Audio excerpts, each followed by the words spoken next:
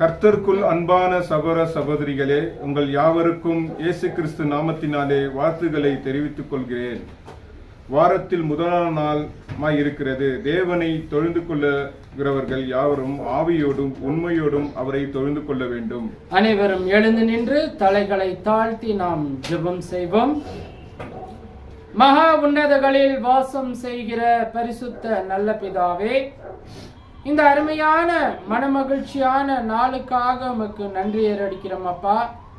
தகப்பனே, வாரத்தின் முதல் நாள் இருக்கிறது. உண்மை ஆவியோடு உண்மையோடு தொழுது கொள்ள வந்திருக்கிற ஒவ்வொருவரையும் நீங்க ஆசிர்வதிங்க தகப்பனே. இதோ உமது வார்த்தையின்படி முதலாவது தேவனுடைய ராஜ்யத்தையும் அவருடைய நீதியும் தேடுங்கள் என்று சொன்னீரே அப்பா.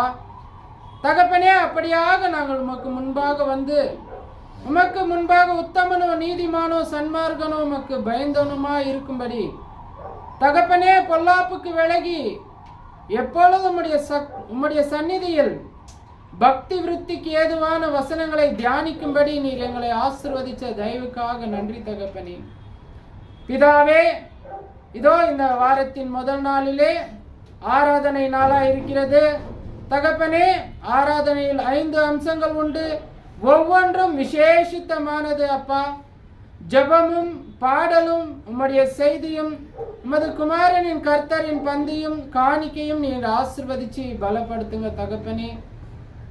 இதோ வர தடையா இருக்கிற சபையாருக்கு எல்லாவற்றையும் நீக்கி அவர்கள் சீக்கிரம் வந்து முழுமையான ஆராதனையில பங்கு பெறும்படி நீங்க ஆசீர்வதிங்க தகப்பனே.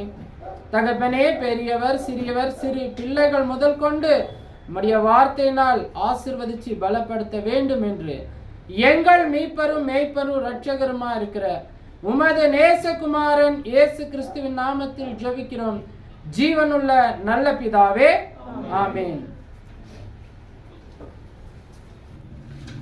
51ஆம் பாடல்.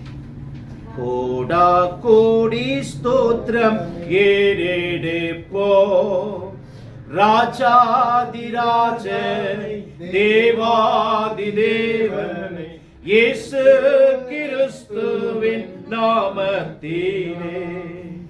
ராஜாதிராஜன் தேவாதிதேவன் இயேசு கிறிஸ்துவின் நாமத்திலே.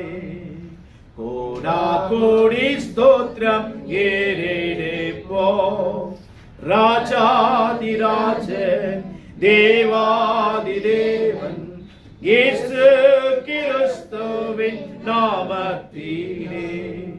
பரிசுத்தவான்கள் சபை நடுவே தரிசிக்கும் தேவ சமூகத்திலே. பரிசுத்தவான்கள் சபை நடுவே தரிசிக்கும் தேவ சமூகத்திலே. அல்லேலூயா அல்லேலூயா, ஆவியில் பாடி மகிழ்வோம், ஆண்டவர் இயேசுவை கொண்டாடுவோம், ஆண்டவர் இயேசுவின் நாமத்திலே.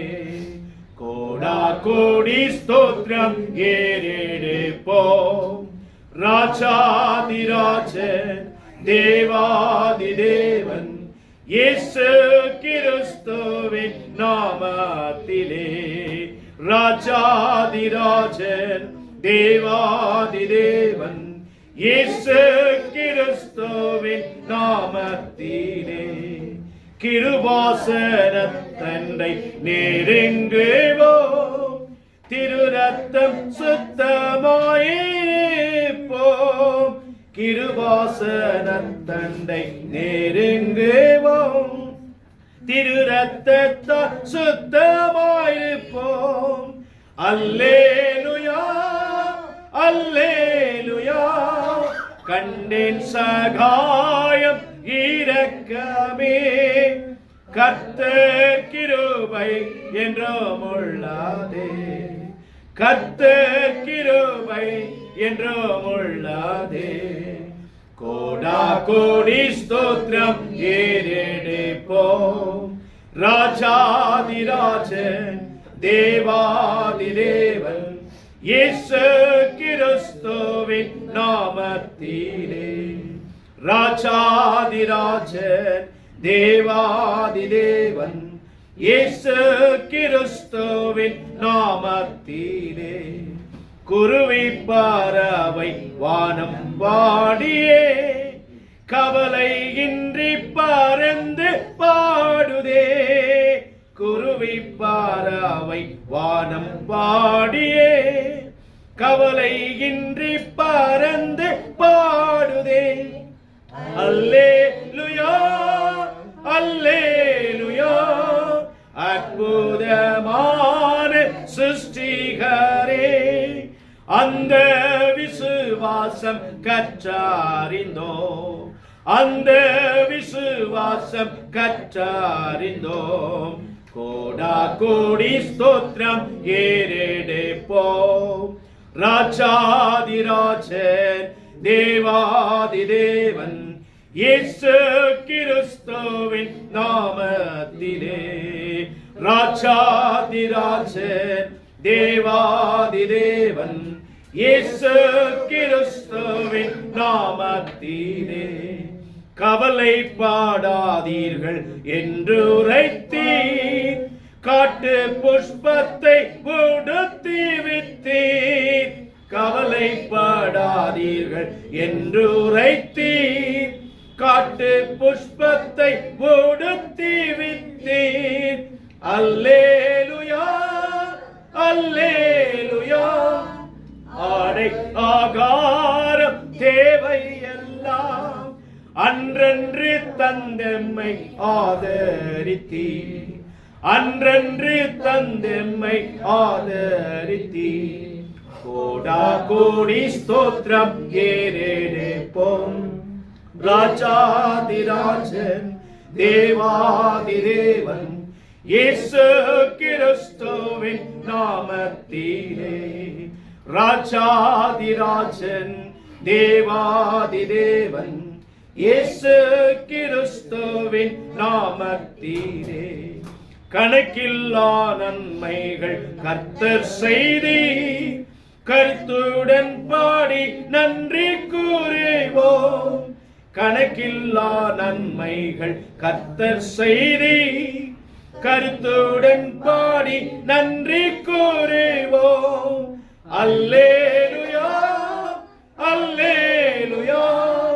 தேவகுமாரன் வந்திடும் நாள், தூய முகம் கண்டு கெம்பீரிப்போம், தூய முகம் கண்டு கெம்பீரிப்போம்.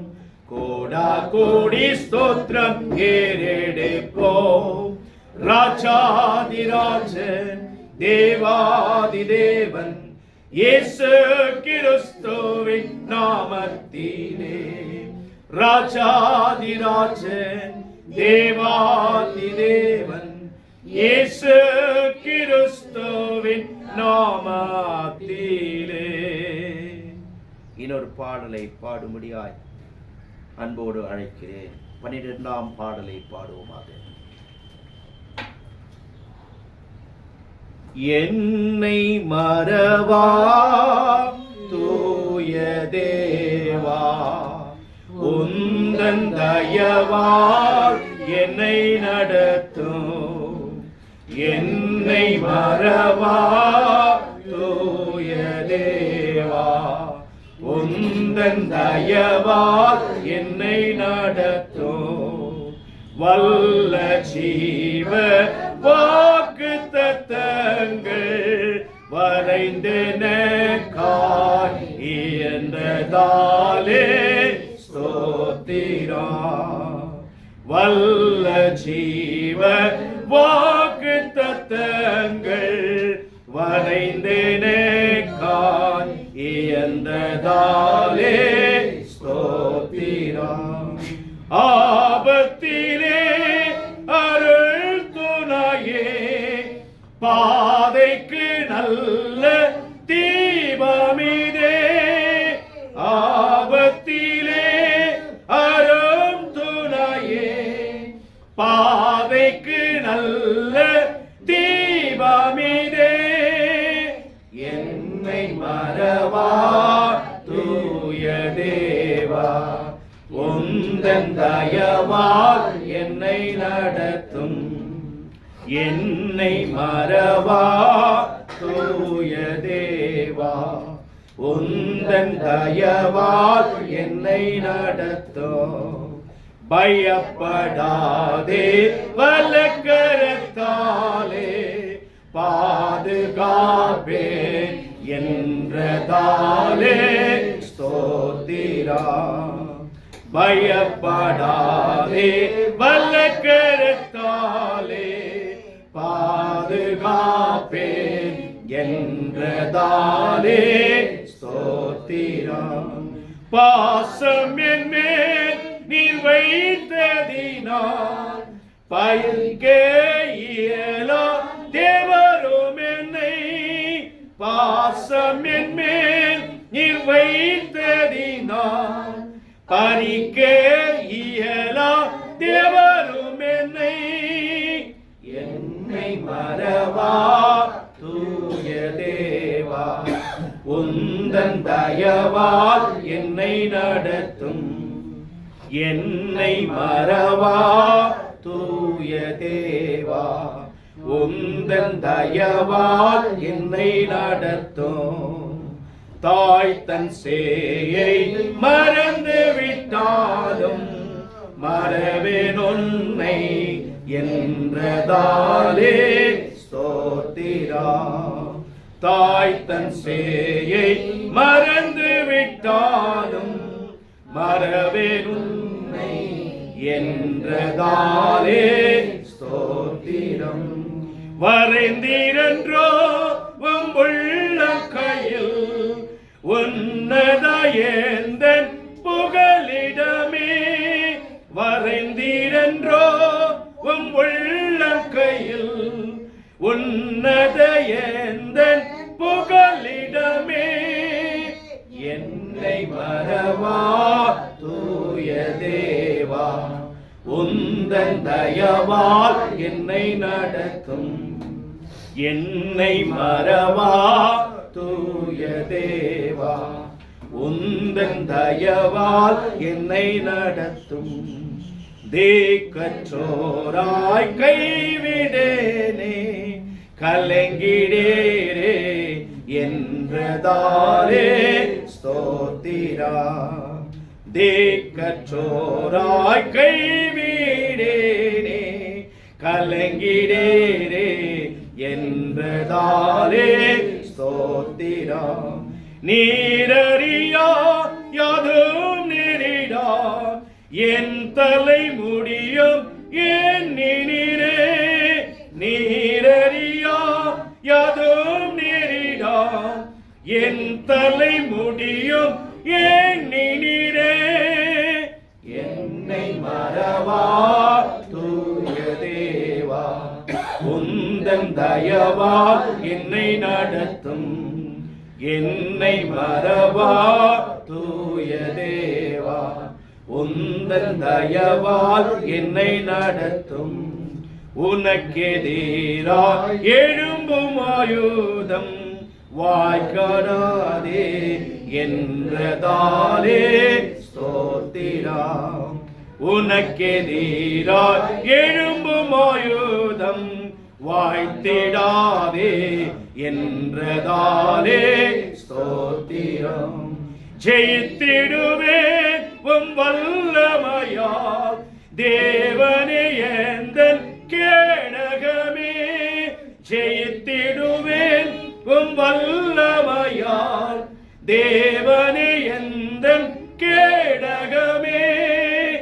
என்னை மறவா தூய தேவா, உந்தன் தயவால் என்னை நடத்தும். என்னை மறவா தூய தேவா, உந்தன் தயவால் என்னை நடத்தும். என்னை மோற்றம் ஒப்புவித்தேனே ஏற்றும் என்றும் நடத்துவீரே ஸ்தோத்திரா. என்னை மோற்றம் ஒப்புவித்தேனே ஏற்றும் என்றும் நடத்துவீரே ஸ்தோத்திரம். இயேசு இரண்டாம் வருகையிலே ஏழை என்னை சேர்த்திடுமே. இயேசுவின் இரண்டாம் வருகை ஏழை என்னை சேர்த்திடுமே. என்னை மறவா தூய தேவா, உந்தன் தயவால் என்னை நடத்தும். என்னை மறவா தூய தேவா, உந்தன் தயவால் என்னை நடத்தும்.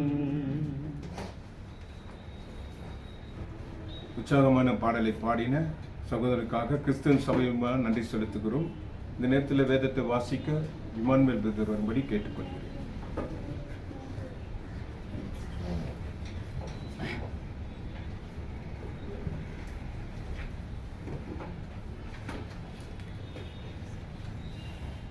வெளிப்படுத்தின விசேஷம் 2ஆம் அதிகாரம் 1 தொடங்கி 20 முடிய வாசிக்க கேட்போமாக.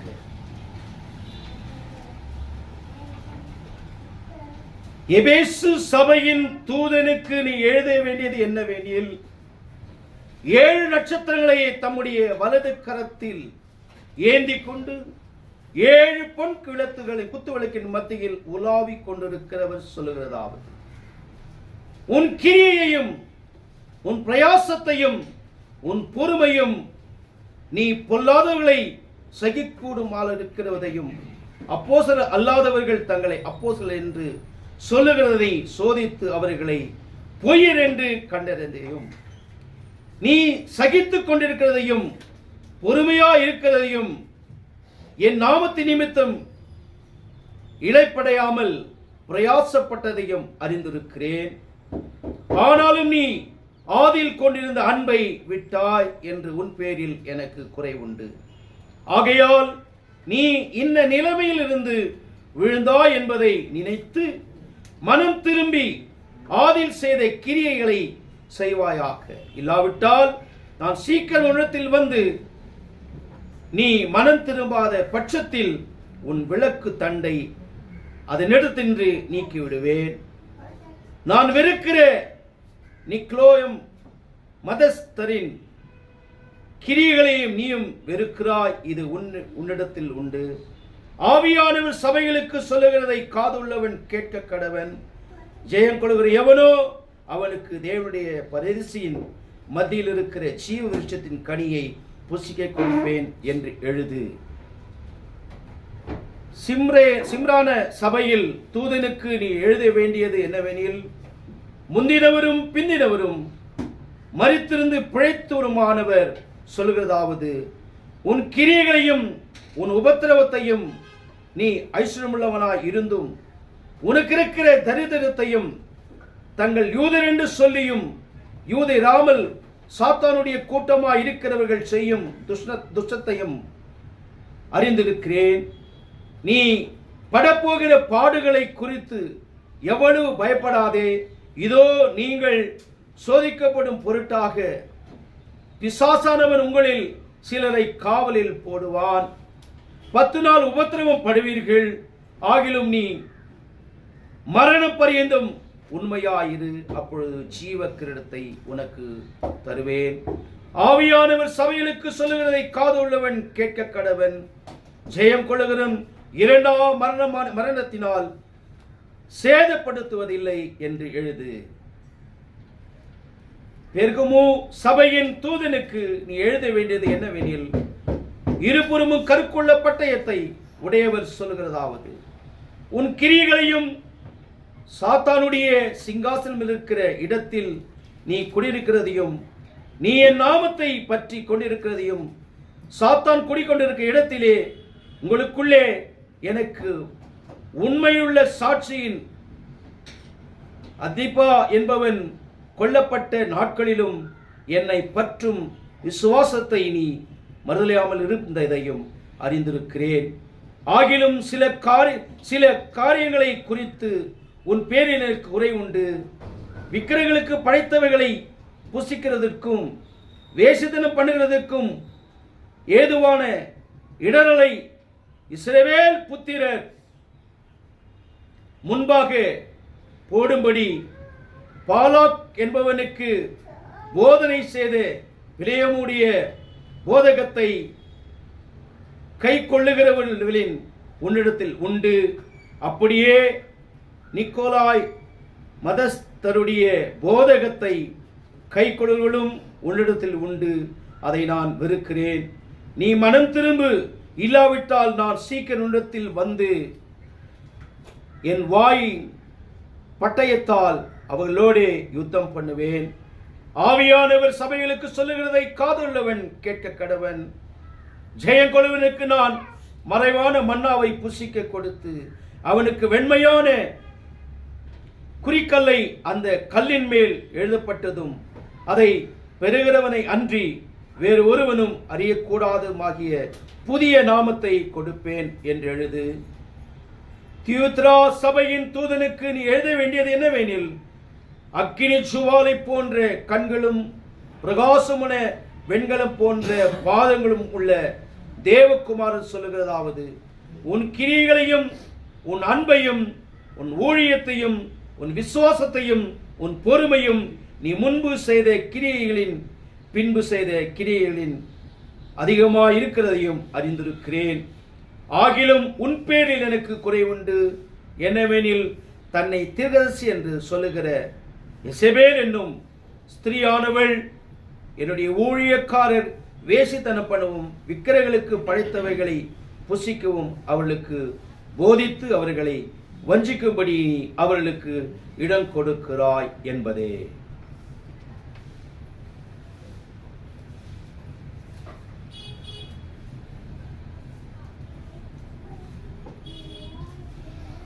வேதத்தை வாசித்த சகோதரருக்காக வாழ்த்துக்கள் சொல்கிறோம். இந்த நேரத்தில் ஜபிப்போமாக. எல்லாரும் ஒன்று கூடி எழுந்து நின்று ஜபிப்போம். பரலோகத்தில் இருக்கிற மகா பரிசுத்தம் உள்ள தேவனே, அப்பா உமக்கு நன்றி ஸ்தோத்திரம் ஆண்டவரே. சர்வ வல்லமுள்ள தேவனே, வானத்தையும் பூமியும் சகலத்தையும் படைத்த சர்வ வல்லமுள்ள தேவனே, அப்பா உமக்கு நன்றி ஸ்தோத்திரம் ஆண்டவரே.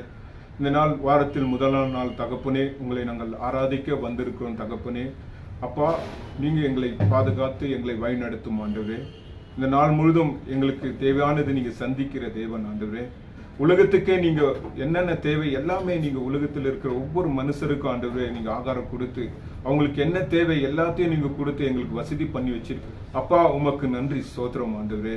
இந்த நேரத்தில் சகோதரன் ஆண்டவரே உடைய வார்த்தை ஆண்டவரே போதிக்க வருகிற சகோதரனோடு நீங்க பேசும் ஆண்டவரே.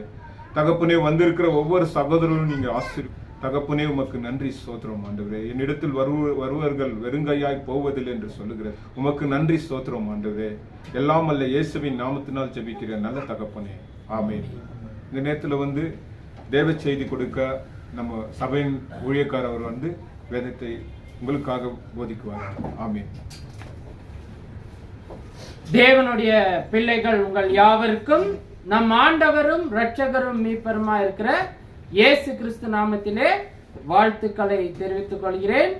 வாரத்தின் முதல் நாள் நம்ம எல்லாவற்றையும் விட்டு தேவனுடைய வார்த்தைக்கு கீழ்ப்படிந்து சபையாக சேர்ந்து அவரை தொழுது கொள்ளும்படி தேவன் இம்மட்டுமாய் நம்மை ஆசீர்வதிச்சிருக்கிறார். அப்படியாக அவருக்கு நன்றிகளை ஏறெடுப்போம். நம்ம செய்திக்குள்ளாக கடந்து செல்லுவோம். ஒரு மனிதன் ஓடும்போது சரியான பாதையில ஓடணும். ஓடுறதுக்கு முன்பாக அநேக பயிற்சிகளை அவங்க மேற்கொள்ளணும்.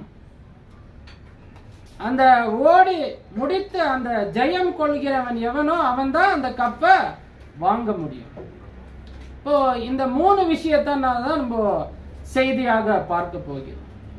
ஒருவன் ஓடுறதுக்கு முன்னாடி அவன் என்னென்ன ஆகாரம் உட்கொள்ளணும், அவன் எப்படி பயிற்சி பெறணும், அடுத்தது அவன் எப்படி ஓடணும்.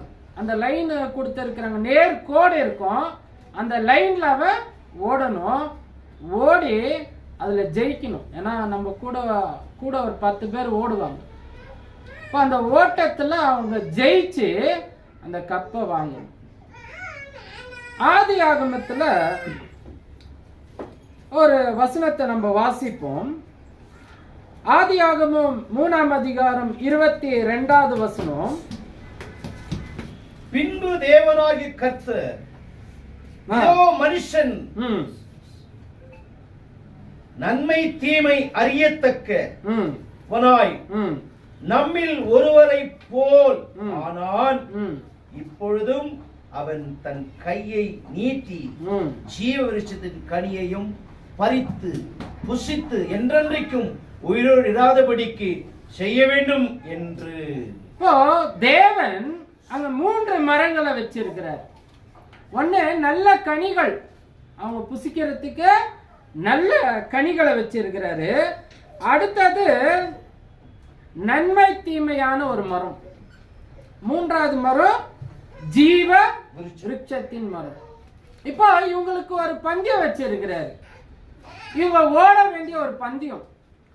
ஏன்னா தேவன் ஏதேன் தோட்டத்தில் அவங்கள படிக்கும் போது அனைத்தையும் ஆசீர்வதிச்சு அவங்களுக்கு அந்த ஏன் 3 கனிகள் உள்ள மரங்களை வைக்கணும் யோசிச்சு பாருங்க. அந்த நன்மை தீமை மரத்தை வைக்காம இருந்தா என்ன இருக்கும்? நல்லா இருந்திருப்பாங்களே. ஜீவ விருட்சத்தின் கனி ஒண்டி வச்சிருந்திருக்கலாமே. ஏன் இந்த 3 மரங்களை அவங்க வச்சிருக்கிறாங்க தேவன்? அப்போ புசிப்புக்கு நன்மையா இருக்கிற கனிகளை உண்ணும் போது அவங்க சரீரத்தை நன்மை தீமை கறியத்தக்க அந்த கனியை உண்ணக்கூடாதுன்னு கட்டளை இட்டார். முதலாவது ஆதாம் ஏவாள் மேல நம்பிக்கை வைத்தார். அதே நம்பிக்கை தான் இப்ப நம்ம மேலயும் வைத்திருக்கிறார். ஆதாம் ஏவாளை படிக்கும் போது அவங்க மேல வச்ச நம்பிக்கை அவங்க என்ன பண்ணிட்டாங்க? அவங்க அவமதிச்சிட்டாங்க.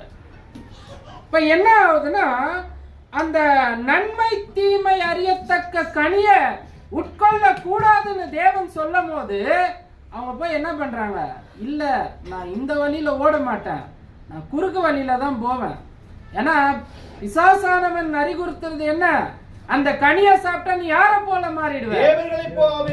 ஆமா, தேவர்களை போல நீ மாறிடுவேன் போதோ அவங்களுடைய இருதயத்தின் ஆசைகள் என்ன ஆயிடுச்சுங்க?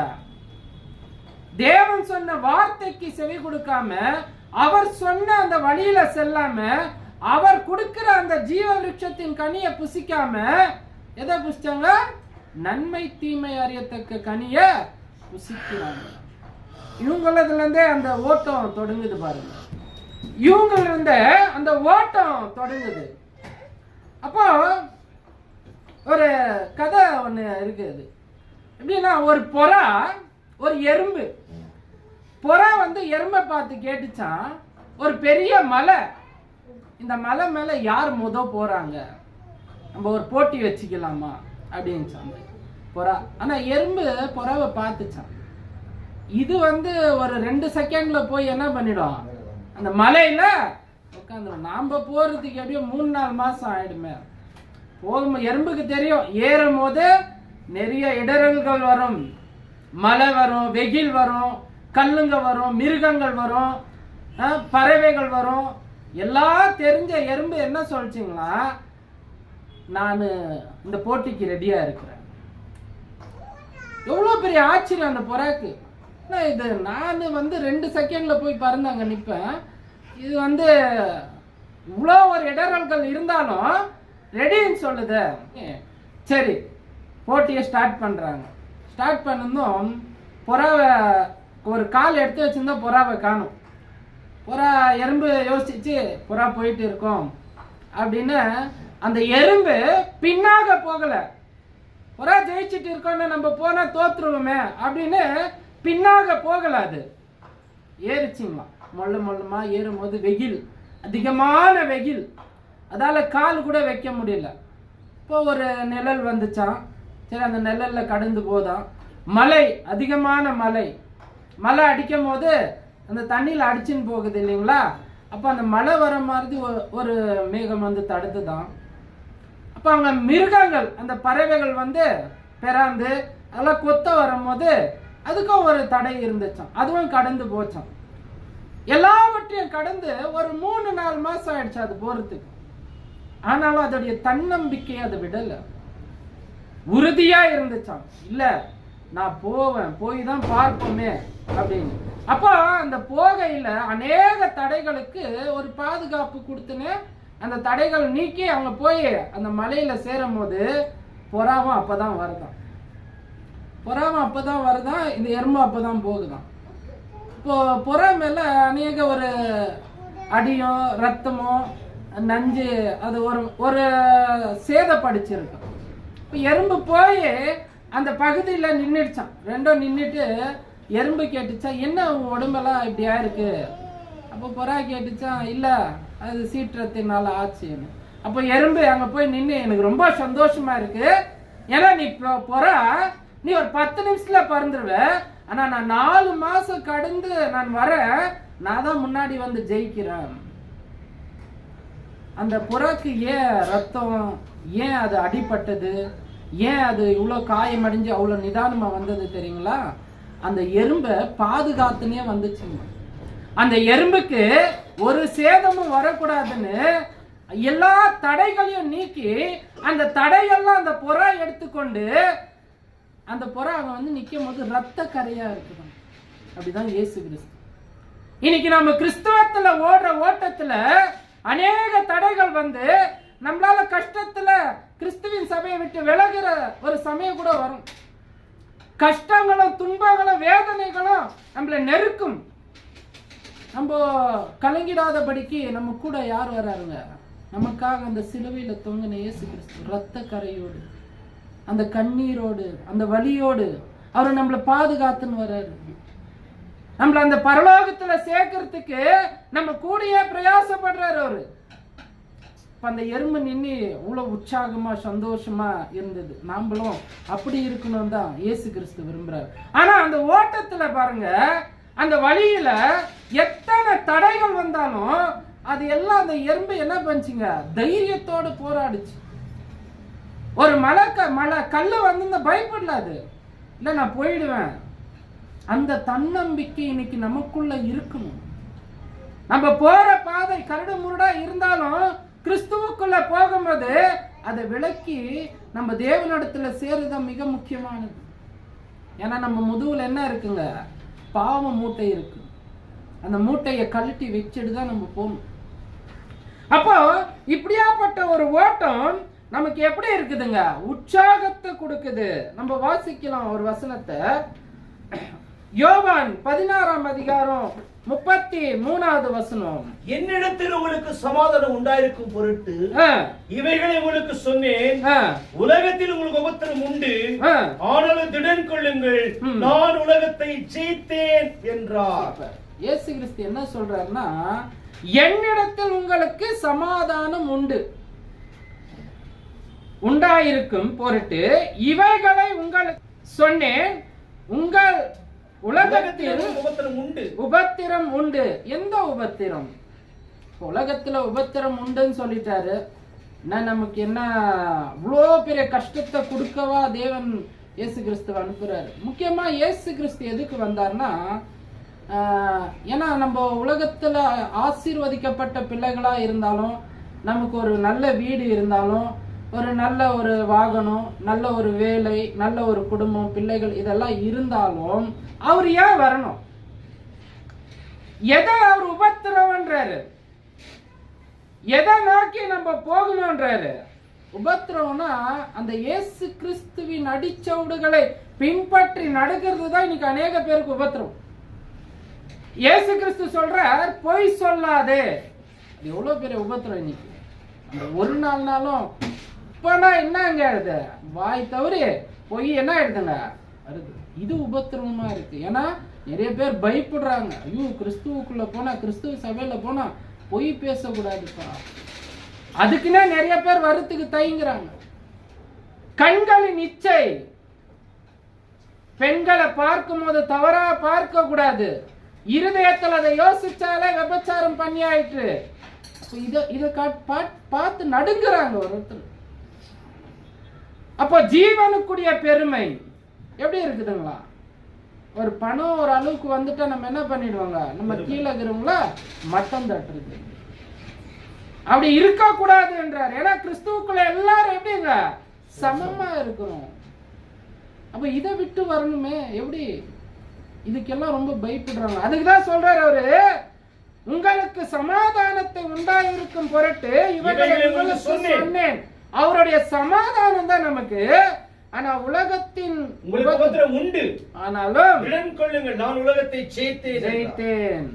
இப்ப கிறிஸ்து வழியில போகும்போது நம்ம சொந்தக்காரர் நம்மள வெறுப்பாங்க, நம்ம நண்பர் நம்மள பார்த்து சொல்லுவாங்க, என்னப்பா இவங்க விக்கிரக ஆராதனை செய்ய மாட்டேன்றாங்க, என்னப்பா இவங்க கிறிஸ்துமஸ் பண்ண மாட்டேன்றாங்க, என்னப்பா இவங்க ஈஸ்டர் பண்ண மாட்டேன்றாங்க, என்னப்பா இவங்க எந்த ஒரு ஃபங்க்ஷனுக்கு கூப்பிட்டாலும் என்ன சொல்றாங்க, அது தேவனுக்கு விரோதமா இருந்தா நானு வரமாட்டேன். அப்போ இந்த மாதிரி உபத்திரவங்கள் உங்களுக்கு வரும். வரும்போது நீங்க எப்படி ஓடணும்? உங்களுக்கு கொடுத்திருக்கிற அந்த லைன், உங்களுக்கு கொடுத்திருக்கிற அந்த கிறிஸ்துவின் சபை, அந்த ஓட்டத்துல தேவனுடைய வார்த்தை கொண்டு நீங்க போகும்போது அதெல்லாம் தடைய நீக்கி போக வேண்டியது மிக முக்கியமா இருக்கு. நமக்கு எல்லாம் ஒருத்தர் தெரியும், எவ்வளவு பெரிய உபத்திரம் வந்தாலும் தாங்கினாரு. யாருங்க? யோபு. அவர் என்ன பண்ணாருங்க? தன்னுடைய சொத்துக்கள் போயிடுச்சு, தன்னுடைய ஆடு மாடுகள் போயிடுச்சு, தன்னுடைய பிள்ளைகள் போயிட்டாங்க. யோசிச்சு பாருங்க, நம்ம வாழ்க்கையில ஒருவேளை அது நடந்தா நான் தேவனை தொழுது கொள்வேனா? எனக்கு ஒரு சின்ன வேலை பிரச்சனை வந்தாலே நான் என்ன பண்றேன்? மைண்ட் அப்செட் ஆயிடுது. ஐயோ, இதை பார்த்து தேவன் என்ன பண்றேன்? வெறுத்து போக வாய்ப்பும் நமக்கு வந்துருது. ஒரு சின்ன விஷயம், நம்ம பிள்ளைகள் நம்ம பேச்ச கேட்கலனாலே அவ்வளோ ஒரு கோவம் வந்து ஆராதனை நாள் அன்னைக்கு தான் அது வரும். அந்த ஆராதனைக்கு போற நாள், அந்த நேரம், அந்த டைமுக்கு தான் அது வரும். அப்ப என்ன பண்ணிடுறோம்? ஐயோ, அவ்வளோ கோவப்பட்டு நான் ஏன் ஆராதனைக்கு போனோம்னு விலகி போறாங்க. ஆனா யோபு எல்லாம் மிகப்பெரிய தைரியசாலி, மிகப்பெரிய விசுவாசி. அவர் பிள்ளைகள் போனாலும் கவலைப்படல, ஆடு மாடுகள் போனாலும் கவலைப்படல. அவருடைய எல்லாவற்றையும் இழந்து தன் மனைவியே தன்னை தூசித்தாலும் அவர் என்ன பண்ணல? கவலைப்பட விடவில்லை. இன்னொரு விஷயம் கூட ஆச்சு. இவ்வளவு நடந்து ஒரு மனுஷன் தேவனுக்குள்ள உறுதியா இருந்தாரு, ஆனாலும் இன்னொரு விஷயம் நடக்குது. அவர் உடம்பெல்லாம் என்ன ஆயிடுச்சுங்க? பருக்கள் சொல்றாரு. ஆனாலும் அவருடைய விசுவாசம் பாருங்க. நம்ம எல்லாம் இருக்குமா? ஒரு சின்ன இடரல் வந்தா நீங்கி போறதுக்கு பெரிய விஷயமா இருக்கணும். ஆனா அவருடைய விசுவாசம் நம்மள என்ன படுத்துதுங்க? நாளுக்கு நாள் பலப்படுத்துது. அவர் அவ்வளவு விசுவாசமா இருந்தாரு. கிறிஸ்துவுக்குள்ள இருக்கிற நான் எவ்வளவு விசுவாசமா இருக்கணும்? வாரத்தின் முதல் நாள் அந்த 9 மணிக்கு ஆராதனையில பங்கு பெறத்துக்கு நான் எவ்வளவு பக்தி வைராகியமா இருக்கணும்? அவருடைய வார்த்தைகளை கேட்டு கீழ்ப்படிந்து சத்தியத்தின்படி நடக்கிறதுக்கு நான் எவ்வளவு பக்தி வைராகியமா இருக்கணும்?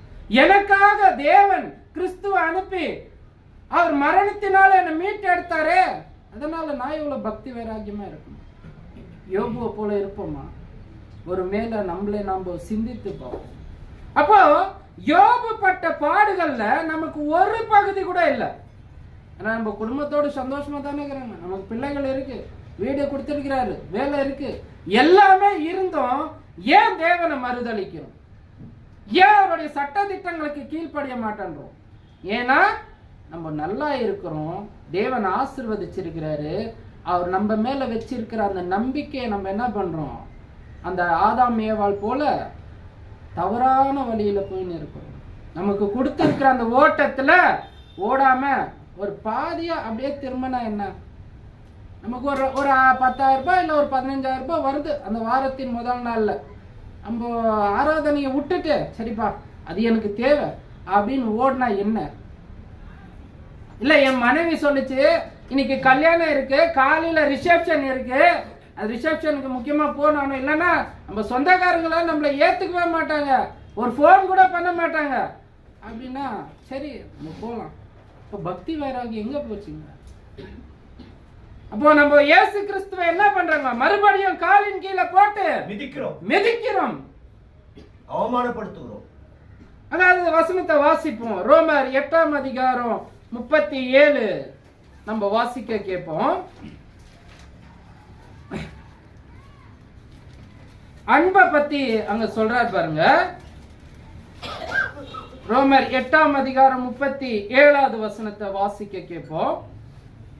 இவை எல்லாவற்றிலும் நாம் நம்மில் அன்பு கூறுகிறாலே முற்றும் ஜெயம் கொள்வதாய் இருக்கிறோம். மரணமானாலும் ஜீவனானாலும் தேவதூதர்களானாலும் அதிகாரங்களானாலும் வல்லமைகளானாலும் நிகழ்காலங்களானாலும் வருங்காலங்களானாலும் உயர்வானாலும் தாழ்வானாலும் வேறெந்த சிருஷ்டியானாலும் நம்முடைய கர்த்தராகிய இயேசு கிறிஸ்துவில் உள்ள தேவனுடைய அன்பை விட்டு நம்மை பிரிக்க மாட்டார் என்று நிச்சயித்திருக்கிறேன். நிச்சயித்துக் கொள்ளுங்கள். அப்போ அன்பை குறித்து பேசுறாரு. வேதத்துல நம்ம பார்க்கிறோம், ஒரு இயேசு கிறிஸ்து ஒரு உவமையை சொல்றாரு.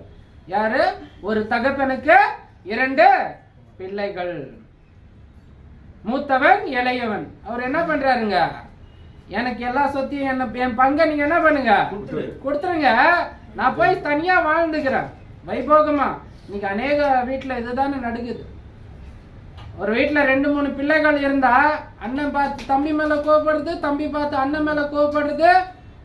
அப்போ தாய் தகப்பனை வருத்தப்பட வைக்கிறது. தாய் தகப்பன் தம் பிள்ளைகளுக்குன்னு எடுத்து வச்ச அந்த ஒரு பொருட்களை, இல்ல இது எனக்கு கொடுத்துருங்க, நான் பாட்டுக்கு வெளியே போறேன், தாய் தகப்பனை விட்டு பேர பிள்ளைகள் நிறைய பேர் இருக்கிறாங்க. அப்ப இங்க அதே மாதிரிதான் ஒரு சூழ்நிலை வருது. சரி, அந்த தகப்பன் கொடுத்துடுறாரு, சரி எடுத்துட்டு போப்பா, நீ போ, எடுத்துட்டு போன்னு பிரிச்சு கொடுத்துருந்து அவர் என்ன பண்றாருங்க, போறாரு, நல்லா என்ஜாய் பண்றாரு, நல்லா குடிக்கிறாரு, நல்லா சாப்பிடுறாரு. ஏன்னா அவங்களுக்கு கேட்பார் மேய்ப்பாங்க யாருமே இல்ல. ஒரு தாய் தகப்பன் இருந்தா கேட்டிருப்பாங்க, இல்ல காசை வச்சுக்கின்னு எல்லாமே செலவு பண்றாரு, நல்லா வைபோக வாழ்க்கை, எல்லாவற்றையும் எழுந்துட்டு என்ன பண்றாரு, அவர் சாப்பிடுறதுக்கு என்ன இல்லைங்க, சாப்பாடு இல்லை. அப்ப என்ன பண்றாரு, பன்னி மேய்க்க போறாரு. அந்த பன்னி உட்கொள்கின்ற உணவை கூட இவருக்கு தரத்துக்கு ஆள் இல்ல. இன்னைக்கு தாய் தகப்பனை விட்டு போன பிள்ளைகள் நிறைய பேர் கண்ணீரோடு இருக்கிறாங்க. ஏன்னா என் தாய் தான் பிள்ளை வீட்டுக்கு வரும்போது சாப்பிட்டியான்னு கேட்பாங்க. அவங்க எவ்வளவு நேரத்துக்கு வந்தாலும் தாய் என்ன சொல்லுவாங்க, சாப்பிட்டியாப்பா. தகப்ப கண்டிப்பார், எங்கப்பா போயிட்டு வந்த, இவ்வளவு நேரம் ஆச்சு. ஆனா தனியா வாழும் போது பாருங்க கேட்க மாட்டாங்க. ஏன்னா அந்த வாய்ப்பை இழந்துட்டோம். தனியா போனா சந்தோஷமா வாழலான்னு. இந்த தகப்பன் பேச்ச கேட்காம போன அந்த பிள்ளை அந்த பன்றியோடைய உணவை கூட உட்கொள்ள முடியாம திரும்பி வாபஸ் வராரு. வந்து என்ன நடக்குதுன்னா, தான் தகப்ப வெறுக்கிறது இல்ல, எவ்வளவு அன்பு செய்யறாரு, அவரை காத்து நிற்கிறார். அவ்வளவு தூரத்துல இருந்து வருது பார்த்துட்டு ஓடுறாரு. ஓடி ஐயோ என்னுடைய மகன், அவனுக்கு புத்தாடை போட்டு நகைகளை போட்டு அவனுக்கு வந்து வஸ்திரங்களை போட்டு அவன் ஆடு மாடெல்லாம் அடிச்சு அவனுக்கு வந்து பெரிய விருந்தே பண்றாரு. இன்னைக்கு உலகத்துல பாவத்துல போன ஒரு மனிதன் மனம் திரும்பி தேவனிடத்துல வரும்போது பரலோக ராஜ்யம் மிக மகிழ்ந்து களி கூறுமா. இததான் தேவன் அங்க உணர்த்துறாரு. ஒவ்வொருவரும் உணர வேண்டிய ஒரு வார்த்தை இது. ஏன்னா தேவன் அவ்வளவு அன்பு செய்யறாரு. மறுபடியும் மனம் மாறி வரவங்களுக்கு பரவாயில்ல, நீ எவ்வளவு பாவம் செஞ்சிருந்தாலும் கிறிஸ்து மூலியமாக உன்னை மன்னிக்கப்பட்ட நீ வாழ்றாரு. அப்போ இப்படியாப்பட்ட அன்பு நமக்குள்ள நிலைத்து இருக்கணும். அப்பதான் நம்ம இந்த உலகத்தை என்ன பண்ணுவோம், ஜெயிக்க முடியும். நம்ம போற பாதை, அந்த எறும்பு என்ன இடரல் வந்தாலும் அந்த இடத்தை போய் நோக்கி நான் சேருவேன்னு அந்த இலக்கை நான் என்ன பண்ணணும், பிடிச்சுன்னு போகணும். அன்பால கூட ஜெயிக்கணும். வாசிக்கலாம். 1 யோவான் 5ஆம் அதிகாரம் 5வது வசனம்.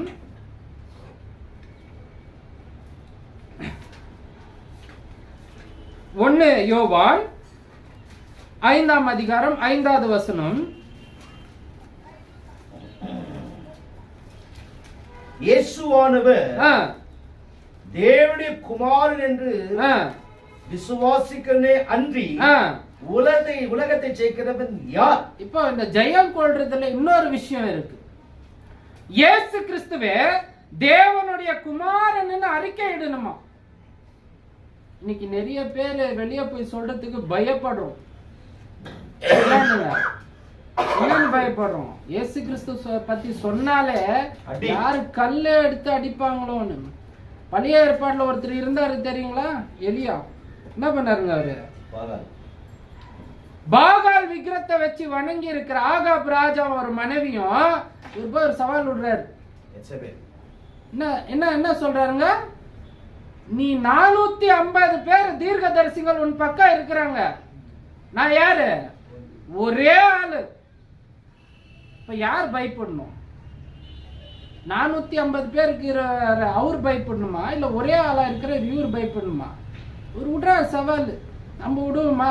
ஒரு 10 பேரை பார்த்தா திரும்பி ஓடுவோம். ஏன்னா நம்ம கிட்ட அடிக்கிறதுக்கு பலம் இல்லை.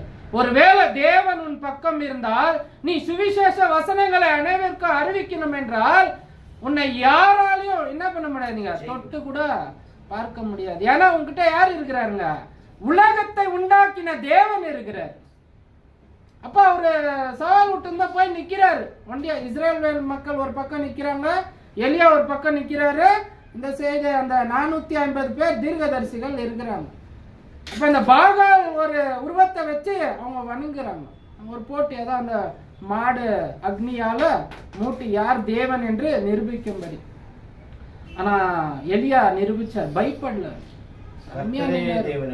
அவரையே விசுவாசிச்சார். அப்போ இந்த வசனம் நம்மளுக்கு என்ன சொல்லுது? அவர் தேவனை விசுவாசத்தான் அந்த இடத்துல தேவனுடைய மகிமை வெளிப்பட்டது. இப்ப இயேசு கிறிஸ்துவ தேவனுடைய குமாரன் என்று நான் விசுவாசிச்சாதான் உலகத்தை ஜெயிக்கிறவன் யார்? உலகத்தை ஜெயிக்கிறவன் யார்? நான் இயேசு கிறிஸ்துவ என்னன்னு விசுவாசிக்கணும்? தேவனுடைய குமாரன் என்று. அப்பதான் இந்த உலகத்தை நான் என்ன பண்ண முடியும்? ஜெயிக்க முடியும். ஆனா அவர் எல்லா விஷயத்திலையும் சொல்ற, நீ ஜெயிக்குவேன்னு உனக்கு ஊக்கம் தராரு. ஆனா ஒரே ஒரு விஷயத்தை தான் வைக்கிறாரு, என்னுடைய வார்த்தை கொண்டுதான் நீ என்ன பண்ண முடியும்? ஜெயிக்க முடியும். நான் இல்லைன்னா நீ என்னதான் ஒரு பெரிய ராஜாவா இருந்தாலும் ஒண்ணுமே பண்ண முடியாது. கோலியாத்த தாவீது எப்படி அடிச்சாருங்க? ஒரு சின்ன கல்லை வச்சு அடிக்கிறாரு. யார் அவர் கூட நம்ம எல்லாம் நினைச்சு இருக்கிறோம், தாவீது தான் அவர் கூட சண்டை போட்டாரு அப்படின்னு. அவர் என்ன சொல்றாருங்க? என்னோட தேவன் இருக்கிறார். தேவன் இருக்கிற தொட்டு நான் என்ன பண்ணுவேன்? அவனை அழிக்க முடியும் என்னால. தைரியம் எங்க இருந்து வருதுங்க? தேவன் அவரோட இருந்தார் தானே. இப்போ நம்மோடு இருக்கிற தேவன், நம்மை காக்கின்ற தேவன். அப்ப நான் எப்படி இருக்கணும்? நான் போற வழி எப்படி இருக்கணும்? நான் ஜெயிக்கிற ஒரு அந்த கப்பு வாங்கும் போது எப்படி இருக்கணும்? என்னுடைய நித்திய ஜீவன் எப்படி இருக்கணும்? வாசிங்க வெளிப்படுத்தல் 2ஆம் அதிகாரம் 11வது வசனம்.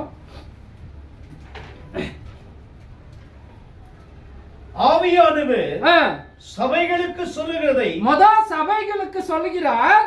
காதுள்ளவன் கேட்க கடவன். எந்த காது? இந்த காதா? மனுஷனுக்கு கொடுத்திருக்கிற காதா? இந்த காது இல்லைங்க, இந்த காது. இங்க அடிக்கணும், இங்க கேட்கணும், இங்க எழுதணும். கேட்க கடவன். ஜெயம் கொள்ளுகிறவன் இரண்டாம் மரணத்தினால் சேதப்படுத்துவதில்லை என்று எழுது. அவனுக்கு இரண்டாம் மரணம் இல்ல. யார் இந்த இரண்டாம் மரணத்திலிருந்து நம்மளை நீக்கினது? இயேசு கிறிஸ்து. வாசிங்க தொடர்ந்து 1 தெசலோனிக்கேயர் 4ஆம் அதிகாரம் 14வது வசனம். 1 தெசலோனிக்கேயர் 4ஆம் அதிகாரம் 14வது வசனம்.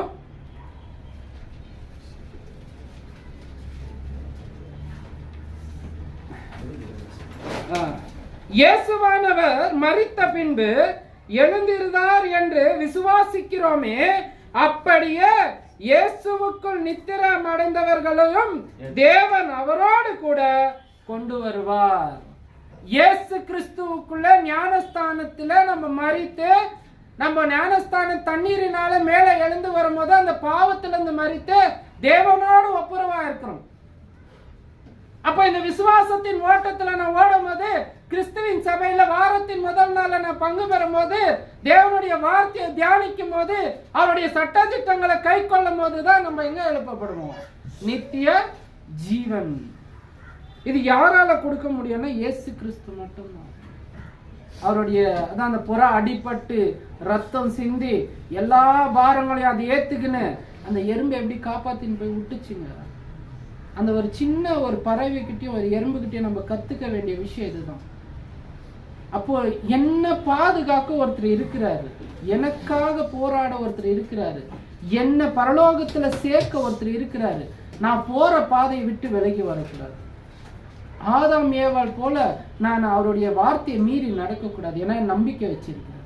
இன்னைக்கு எல்லாம் ஏன் இங்க வந்து உட்காரோம்? நமக்கு நிறைய வேலை இருக்கும். ஒரு கல்யாணமா இருக்கலாம், ஒரு ஃப்ரெண்ட்ஸு பார்ட்டியா இருக்கலாம், ஒரு நம்மளுடைய சொந்தக்காரங்க ஏதோ ஒரு ஃபங்க்ஷனுக்கு கூப்பிட்டு இருக்கலாம், இல்லை எனக்கு உடம்பு சரியில்லைன்னு இருக்கலாம். ஏன் எல்லாவற்றையும் விட்டு வந்து உட்கார்றோம்? என்ன லாபம்? ஏன்னா லட்சமா கிடைக்க போதா? இல்லை நம்மளுக்கு வந்திருந்தோம் நம்ம கடன் பிரச்சனை தீந்துட போதா? இல்லை எனக்கு வர நோய் வந்து விலகி ஓடிட போதா? இல்லையே. எந்த ஒரு காரியத்துக்காக, எந்த ஒரு நோக்கத்துக்காக வரோம்னா என்னுடைய ஆத்மா ரட்சிக்கப்படணும். முதலாவது அதுதான். இயேசு கிறிஸ்து இந்த பூமிக்கு வந்தது என்னுடைய ஆத்மா ரட்சிக்கப்பட வேண்டும். இப்ப அந்த ஒரு சிந்தனையில நம்ம இங்க வீட்டு இருக்கிறோம். வாசிங்க வெளிப்படுத்தல் 3ஆம் அதிகாரம் 12வது வசனத்தை.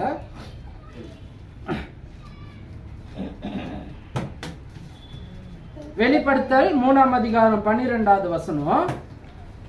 ஜெயம் கொள்ளுகிறவன் எவனோ அவனை என் தேவனுடைய ஆலயத்திலே தூணாக்குவேன். இந்த ஆலயம் தான் எது?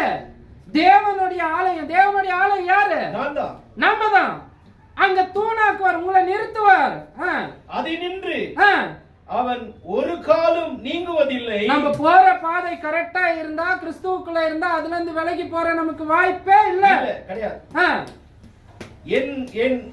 என் தேவனுடைய நாமத்தையும் என் தேவனால் பரலோகத்தில் இருக்கிற புதிய எருசலேமாகிய என் தேவனுடைய நகரத்தில் நாமத்தையும் என் புதிய நாமத்தை அவன் மேல் எழுதுவே. உங்களுக்கு எல்லாம் ஒரு பேர், நீங்க எல்லாம் தனித்தனியா ஒரு பேர் இருக்கும். வின்சென்ட் பிரதர், ராஜன் பிரதர், அப்புறமா நம்ம கணேசன் பிரதர், எல்லாம் தனித்தனியா பேர் இருந்தாலும் இங்க வந்துட்டு நமக்கு எல்லாம் என்ன பேருங்க? புதிய நாமத்தை. கிறிஸ்தவர்கள். என்ன பேரு? கிறிஸ்தவர்கள், கிறிஸ்துவின் சபையார், இதுதானே சொல்றோம் நம்ம. அப்ப நமக்கெல்லாம் ஒரு நாமம் தேவன் கொடுத்திருக்கிறாரு. கிறிஸ்தவர்கள், கிறிஸ்துவின் சபையார் என்று அழைத்திருக்கிறாரு. இப்ப அந்த ஆதாம் ஏவாள் விட்ட அந்த வழிய இப்ப எனக்கு கொடுக்கிறார் பாருங்க. வாசிங்க, கடைசி வசனம் நம்ம வாசிச்சுட்டு நிறைவு செய்வோம். வெளிப்படுத்தல் 2ஆம் அதிகாரம் 7வது வசனத்தை வாசிங்க. ஆவியானவர் சபைகளுக்கு சொல்லுவதை காது உள்ளவன் கேட்க கடவன். ஜெயம் கொள்கிற எவனோ அவனுக்கு தேவனுடைய பரதேசியின் மத்தியில் இருந்து ஜீவ விருட்சத்தின் கனியை புசிக்க கொடுப்பேன் என்று எழுது. சூப்பர். இப்ப தெரிஞ்சிச்சிங்களா? ஆதாம் ஏவாள் மேல நம்பிக்கை வச்சாரு. அவங்க அந்த ஜீவ விருட்சத்தின் கனியை புசிக்கவில்லை. நன்மை தீமையை அறிந்து அவங்க பாவம் செஞ்சாங்க. அதை தூக்கி வந்து நம்மளுக்கு கொடுக்கிறாரு. இப்போ யாருக்குன்னா கிறிஸ்துவின் சபையில இருக்கிறவங்களுக்கு. அப்போ இந்த ஜீவ விருட்சத்தின் கனியை புசிக்க கொடுப்பேன் என்று யாருக்கு சொல்றாருன்னா நமக்கு தான். அப்போ அவரு வச்ச நம்பிக்கை இனிமே நமக்கு வைக்கிறாரு. ஆதாம் ஏவாள் வச்ச நம்பிக்கைய நம்ம மேல வைக்கிறாரு. இப்ப நாம என்ன பண்ணணும்? அவங்கள மாதிரி உலகத்துல யாரு சொன்னாலும் கேட்டு சத்தியத்தை விட்டு விலகி நம்ம தேவனுக்கு விரோதமா நடக்கணுமா? இல்ல அவர் சொன்ன விஷயங்கள் ஆவியானவர் சபைகளுக்கு சொல்லுகிறது காது உள்ளவன் கேட்க கடுவான். ஜெயம் கொள்கிறவன் எவனோ அவனுக்கு தேவனுடைய பரதேசியின் மத்தியில் இருக்கிற ஜீவ விருட்சத்தின் கனியை புசிக்க கொடுப்பேன் என்று எழுது. அவர் கொடுக்குவார். அவர் நிச்சயமா கொடுக்குறேன்னு சொன்னா கொடுக்குவார். அதுல எந்த ஒரு மாற்று கருத்தும் இல்லை. வாங்கறதுக்கு நான் ரெடியா இருக்கிறேன். ஜீவ விருட்சத்தின் கனியை வாங்க நான் ரெடியா இருக்கிறேன்னா நம்பிக்கையின்படி நம்ம வச்சிருக்கிற விசுவாசத்துல ஓடுவோம். முதலாவது என்னுடைய விசுவாசம் மனுஷர் மேல இருக்க முடியும். இப்ப நான் இமானுவேல் பிரதரை பார்த்து வரேன், இல்ல ஒரு சகோதரி ஜோசப் பிரதரை பார்த்து வரேன், வின்சென்ட் பிரதர், இது அல்ல விசுவாசம். நான் தேவனை விசுவாசிச்சு கிறிஸ்துவை நோக்கி வரேன். சபைக்கு நான் போக வேண்டிய இடம் நித்திய ஜீவன். அப்ப அப்படியாப்பட்ட ஓட்டத்துல நம்ம ஓடுவோம். தேவன் எல்லாவற்றிலும் அதுல நீக்கி நம்மள அந்த நித்திய ஜீவன்ல சேர்த்து அந்த ஜீவ விருட்சத்தின் கனியை கொடுப்பார். அதை புசிக்கும்படி நாம் ஆயத்தமாகவும் பொறுமையோடு இந்த வசனங்களை கேட்டவங்க யாவரையும் தேவன் தாமே ஆசீர்வதித்து வழி நடத்துவார். தொடர்ந்து வழி நடத்தும்படி ராஜேந்திரரை சபையின் சார்பாக உற்சாகமான மெசேஜ் கொடுத்த சகோதரன் ஜோசப் இதற்காக கிறிஸ்துவின் சபை மூலியமா நன்றி செலுத்துகிறோம். இந்த நேரத்தில் வந்து பாடலை பாட சகோதரன் இமானுவேல் பிரதர் வரும்படி கேட்டுக்கொள்கிறேன்.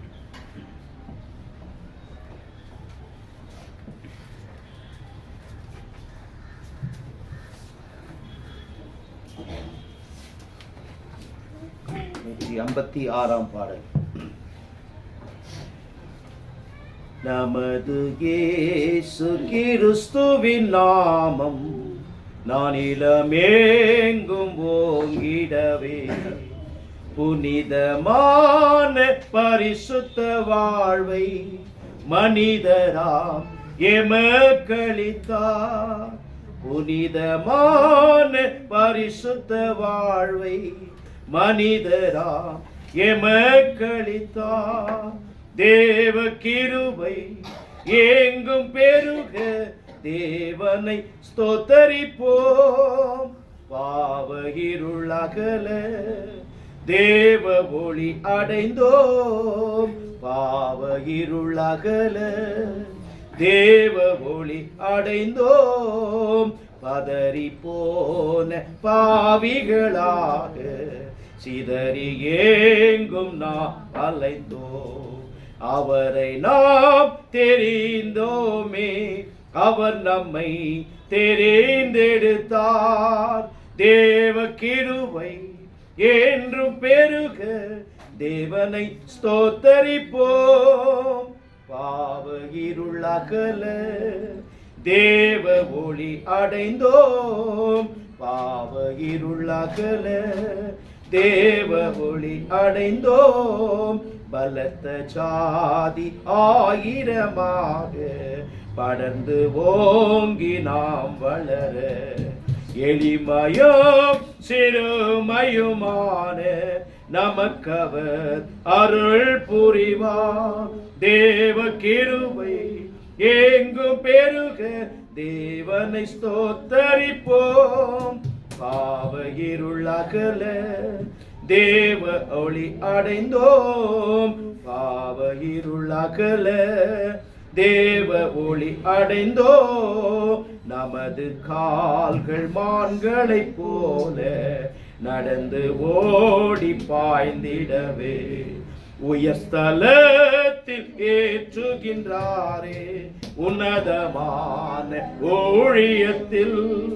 தேவ கிருபை எங்கும் பெருக தேவனை ஸ்தோத்தரிப்போம். பாவ இருள் அகல தேவ ஒளி அடைந்தோம். பாவ இருள் அகல தேவ ஒளி அடைந்தோம். நமது இயேசு கிறிஸ்துவின் நாமம் நாளிலமெங்கும் ஓங்கிடவே, புனிதமான பரிசுத்த வாழ்வை மனிதராம் எமக்களித்தார். புனிதமான பரிசுத்த வாழ்வை மனிதராம் எமக்களித்தார். தேவ கிருபை எங்கும் பெருக தேவனை ஸ்தோத்தரிப்போம். பாவ இருள் அகல தேவ ஒளி அடைந்தோம். பாவ இருள் அகல தேவ ஒளி அடைந்தோம்.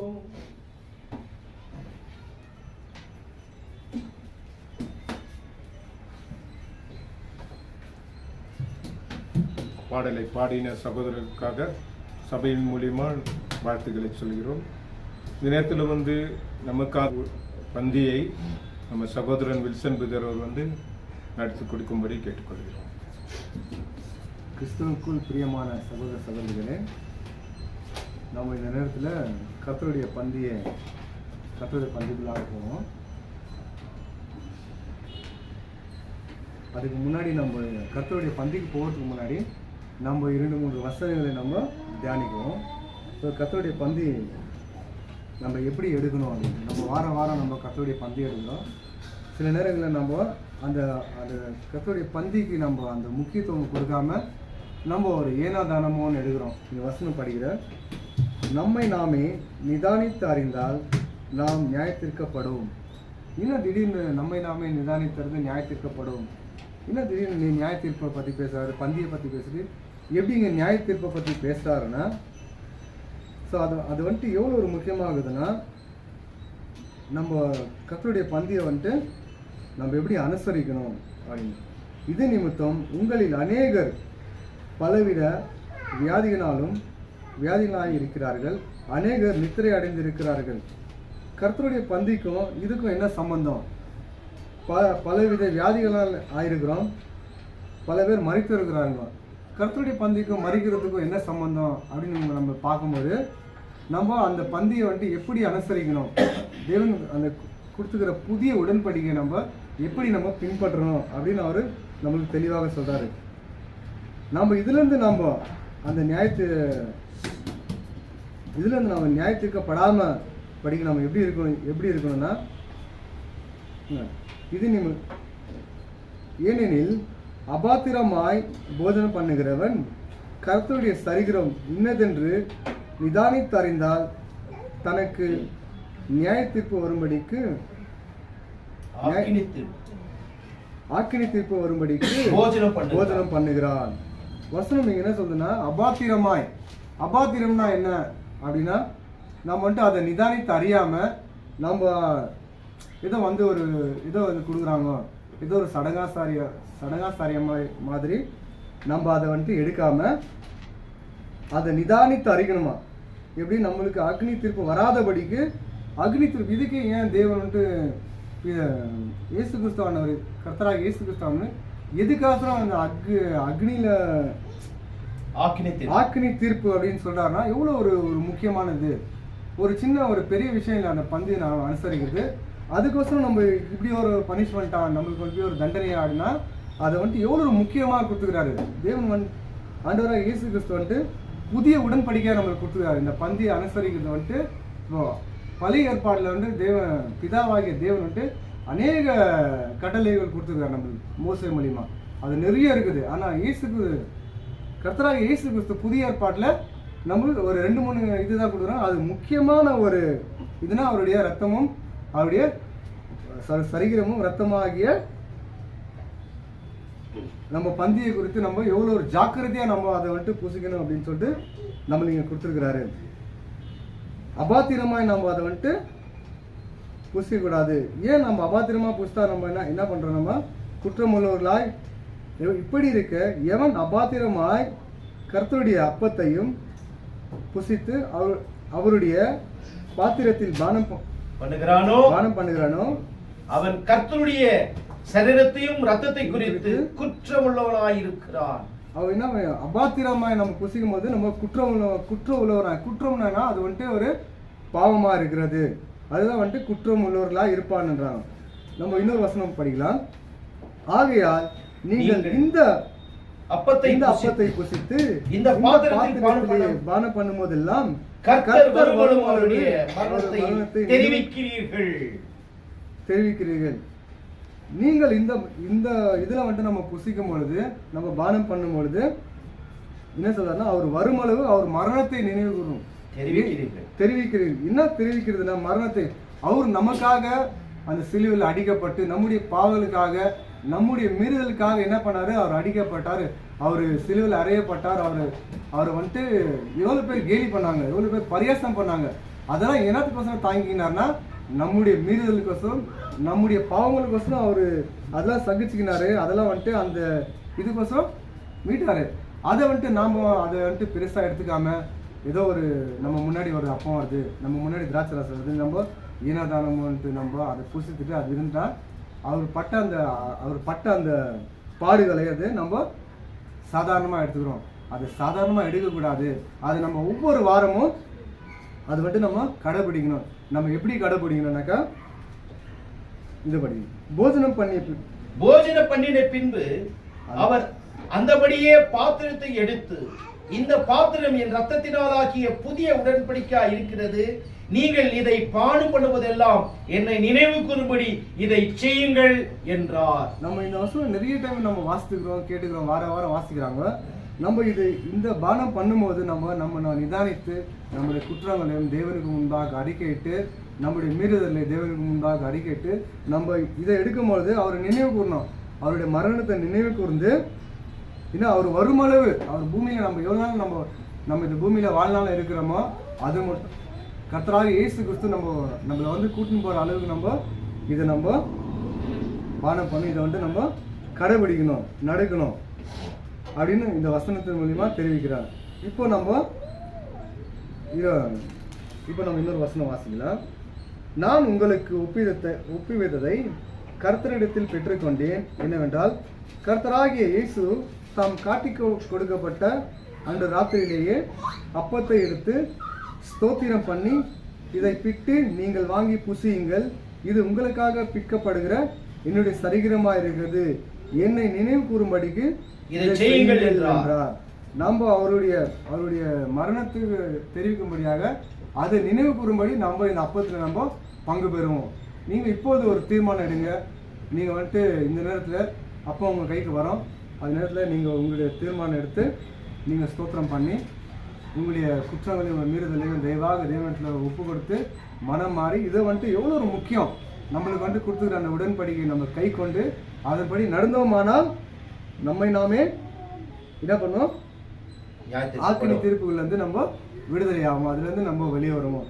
இப்பொழுது பந்திக்காக ஒரு பிரதர் சாத்விக் பிரதர் வந்து பந்திக்காக ஜெபம் பண்ணுவாங்க. அதை கேட்டு ஜெபிக்கலாம். அன்பின் பரலோக பிதாவே, உமக்கு ஸ்தோத்திரம் அப்பா.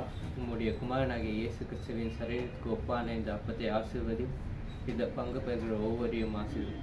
இயேசு கிறிஸ்துவின் நாமத்தில் கேட்கிறேன், நீங்கள் ஜீவனுள்ள பிதாவே, ஆமென். இன்னொரு வசனம் வாசிக்கலாம். போதனம் பண்ணிய பின்பு அவர் அந்தபடி பாத்திரத்தை எடுத்து, இந்த பாத்திரம் என் இரத்தத்தினாலே ஆகிய புதிய உடன்படிக்கையாக இருக்கிறது, நீங்கள் இதை பானம் பண்ணும் போதெல்லாம் என்னை நினைவு கூறும்படிக்கு இதை செய்யுங்கள் என்றார். இப்போ நம்ம இதில் பானம் பண்ணுவோம். இந்த உலகத்துக்கு வந்து என்னுடைய பாவத்துக்காக சிலுவையில் மறுத்து 3ஆம் நாள் உயிர் எங்களுக்காக அன்று நீங்கள் அதால எங்களுடைய பாவங்களை கழுவி எனக்காக மறுத்து உயிர் தேர்ந்த இயேசுவின் நாமத்தினால் ஜெபிக்கிறேன் நல்ல பிதாவே, ஆமென். இப்போது காணிக்கைக்காக பரலோகத்தில் இருக்கு நல்ல பிதாவே, தகப்பனே, இந்த அருமையான நேரத்தில் தகப்பனே, இது காணிக்கை கொடுத்த ஒவ்வொரு சகோதரிகளையும் இங்கே ஆசீர்வதிக்கும் தகப்பனே. வானத்தில் பல கனிகளை கொடுத்து நான் உங்களை ஆசீர்வதிப்பேன்னு சொன்ன தேவனே அப்பா, இந்த காணிக்கை நீங்க ஆசீர்வதியும் தகப்பனே. இது எங்களுக்காக மறுத்து உயிர் தெரிந்த இயேசுவின் நாமத்தினால் ஜெபிக்கிறேன் நல்ல பிதாவே, ஆமென், ஆமென். நமது ஊழியக்காரராகிய ஜோசப் பிரதர் அவரை வந்து வழிநடத்தும்படி கேட்டுக்கொள்கிறேன். மகா உன்னதங்களில் வாசம் செய்கிற பரிசுத்த நல்ல பிதாவே, அண்ட சராசரங்களையும் படைத்து உம்முடைய வார்த்தையினால் உலகத்தில் இருக்கிற ஒவ்வொரு அசைவுள்ள பொருட்களும் அசைவில்லாத பொருட்களும் படைத்த தேவனே, உம்மை துதிக்கிறோம் அப்பா. இதோ தகப்பனே, மனுஷனுக்கு ஜீவனையும் சுவாசத்தையும் சரீரத்துல அனைத்து அங்கங்களையும் ஒவ்வொன்றும் நேர்த்தியாக படைத்து இன்றைக்கு உம்மை துதிக்கும்படி எங்களை ஆசீர்வதிச்ச கிருபைக்காக நன்றி தகப்பனே. இதோ தகப்பனே, கடந்த நாள் முழுவதுமாய் உமது கண்ணின் மணியை போல எங்களை சுகபத்திரமாக பாதுகாத்தீரே அப்பா, அதற்காக நன்றிகளை ஏறடிக்கிறோம் அப்பா. தகப்பனே, நாங்கள் வழி விலகாதபடிக்கு தகப்பனே, நாங்கள் போகிற பாதை உம்மை நோக்கி வரும்படிக்கு கிறிஸ்துவின் மாம்சத்திலும் இரத்தத்திலும் மீட்கெடுக்கப்பட்ட பிள்ளைகளாக நாங்கள் இருக்கும்படிக்கு தேவரீர் நீர் எங்களை ஆசீர்வதிச்சு பலப்படுத்தின கிருபைக்காக நன்றி தகப்பனே. இதோ ஆராதனையில் ஒவ்வொரு அம்சங்களையும் பரிபூர்ணமாக ஆவிக்குரிய ஜீவ பலியாக நாங்கள் ஒப்பு கொடுத்தோம் என்று தேவரீர் உமக்கு முன்பாக இந்த அறிக்கை வைத்து வேண்டிக் கொள்கிறோம் தகப்பனே. தகப்பனே, இங்க இருக்கிற தலை சாய்த்திருக்கிற ஒவ்வொரு சகோதர சகோதரிகளையும் நீர் ஆசீர்வதிங்க தகப்பனே. அவர்கள் இருதயத்தின் எண்ணங்களை சிந்திச்சு எல்லாவற்றிலும் அறிந்தவர் நீர். மனிதனோ முகத்தை பார்க்கிறார், தேவனோ எங்கள் இருதயங்களை பார்க்கிறவர். அப்படியாக தகப்பனே, அவர்களுக்கு என்ன தேவை, எது தேவையில்லை என்று தகப்பனே நீரே அவர்களுக்கு கொடுத்து எல்லாவற்றிலும் உம்முடைய கிருபை, உம்முடைய சமாதானம், உம்முடைய இரக்கம், உம்முடைய ஐஸ்வர்யம், உம்முடைய வல்லமை அவர்களோடு இருந்து அவர்களை வழி நடத்துங்க அப்பா. இதோ தகப்பனே, இங்க இருக்கிற சகோதர சகோதரிகள் அனைவரும் உம்முடைய ஒரே சபையாக இருந்து உம்முடைய வார்த்தையில ஐக்கியம் கொண்டு இதோ தகப்பனே, அந்த சகோதரிகள் வெள்ளிக்கிழமையில் வைக்கிற ஐக்கிய கூட்டத்தில் தகப்பனே வேத பாடத்தில் வளர்ச்சி பெறுகிறார்கள், அவர்களையும் நீங்க ஆசீர்வதிங்க. இதோ சனிக்கிழமையிலையும் புதன்கிழமையிலையும் வேத பாடம் நடைபெறுகிறது. அதுலயும் எங்களை ஆசிர்வதிச்சு பலப்படுத்துங்க அப்பா. தகப்பனே, வாலிப சகோதர சகோதரிகள், சிறு பிள்ளைகள் தகப்பனே, அனைவரையும் நீங்க ஆசிர்வதிங்க தகப்பனே. இதோ தகப்பனே, தேசத்துக்காக உம்மிடத்தில் வருகிறோம் தகப்பனே. தேச தலைவர்களும் தகப்பனே, இந்த தேசம் சில சீற்றங்களினால் அழிந்து போகிறது. அநேக மக்கள் தன்னுடைய உயிர்களையும் எழுந்து, உடைகள் எழுந்து, வீடை எழுந்து, எல்லாவற்றையும் எழுந்து நடு வீதியில் நிற்கிறார்கள். அவர்களையும் நீர் பாதுகாத்து தகப்பனே, அவர்கள் இருதயம் மனம் மாறி தகப்பனே, அவர் உமக்கென்று ஒரு வாழ்க்கையை தேர்ந்தெடுத்துக் கொள்ளும்படி, விசுவாசத்தை கடைபிடிக்கும்படி தகப்பனே, இந்த உலகத்தில் இருக்கிற ஒவ்வொரு மனிதர்களையும் நீர் ஆசீர்வதிச்சு பலப்படுத்துங்க தகப்பனே. தகப்பனே, எல்லா சீற்றங்களிலிருந்தும் எங்களை ஆசீர்வதிச்சு இதோ இம்மட்டுமாய் உம்மை தொழுது கொள்ளும்படி அந்த நல்ல ஒரு பாக்கியத்தையும் நல்ல ஒரு ஸ்லாக்கியத்தையும் எங்களுக்கு தந்து ஆசீர்வதிச்ச கிருபைக்காக நன்றி தகப்பனே. இதோ தகப்பனே, சோபா சிஸ்டரை ஆசீர்வதிங்க தகப்பனே. அவருக்கு இன்றைக்கு பிறந்த நாளா இருக்கிறது தகப்பனே.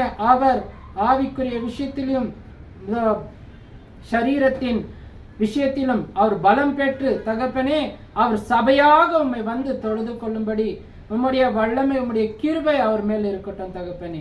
ஒவ்வொரு குடும்பத்தாரையும் நீங்க ஆசீர்வதிங்க, பலப்படுத்துங்க தகப்பனே.